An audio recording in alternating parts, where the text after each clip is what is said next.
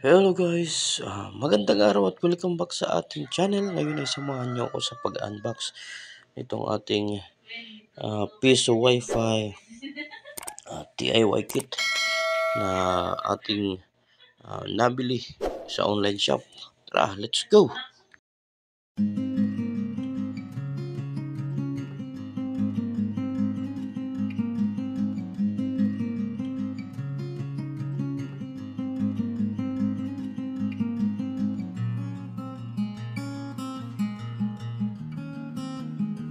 Bale, ang video ito ay ginawa natin guys itong nakaraang December 31, 2023, ilang oras bago natin salubungin yung bagong taon. At ngayon nga lang ito natin na i-upload. Ito ay isang set ng binibenta online na Piso Wi-Fi DIY kit, pero hindi po ito masasabi na kumpleto kasi hindi po dito kasama yung wala pa po siyang kasama na access point. Ayan, bali ito yung mga pangunahin lang na nasa loob ng window box na makikita sa window box. At wala rin, hindi rin ito kasama yung image, wala rin kasama na license. Medyo nag-alala nga ako guys kasi nga nung tinignan namin itong SanDisk SD card, wala siya dyan, yung SD card mismo wala, kaya nakampante lang ako nung binuksan ko na itong box ng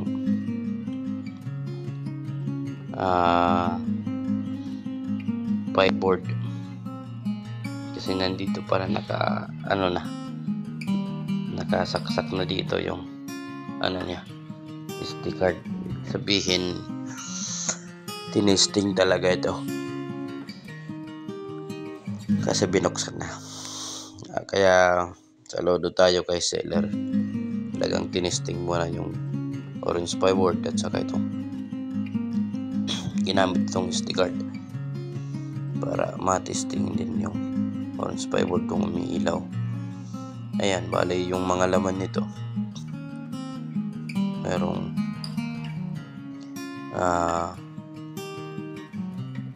RGB fan, ayan, umiilaw na fan, tapos meron siyang power supply, meron siyang USB to LAN, meron din siyang mini CB na nakasama, tapos meron siyang kasama na dito ang coin slot, meron din kasama ngayon yung printed diagram. Medyo first time ko rin na umorder sa kanila, kaya medyo parang ang tingin ko dito sa diagram na to, medyo pabaliktad yung print. Yan, hindi mo basta-basta masusundan agad-agad pag first time mo lang, lalo na sa pag lang naman, medyo nakakalito yung dyan, yung pagsalpak ng CB papunta sa pins ng orange pipeboard, kasi nga dito sa print pabaliktad at medyo malabo yung print, hindi masyadong klaro, pero okay naman at nagawan ko naman ng paraan, kaya okay lang. Parang magugustuhan ko yata dito sa shop na to na binilhan ko.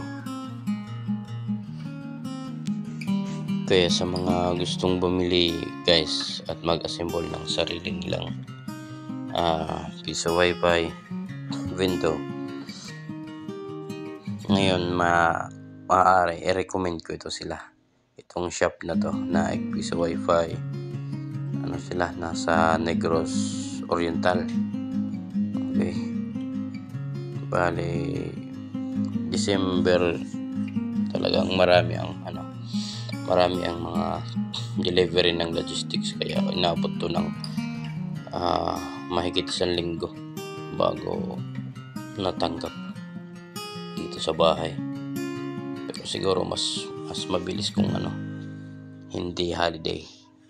Okay, hanapin nyo na lang yung shop nila sa Shopee or Lazada na IP sa Wi-Fi. May kasama na siyang diagram.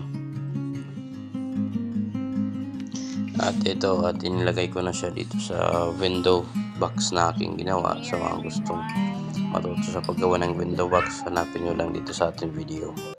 Huwag din po kalimutan mag-subscribe. Maraming salamat sa panonood. See you in the next video.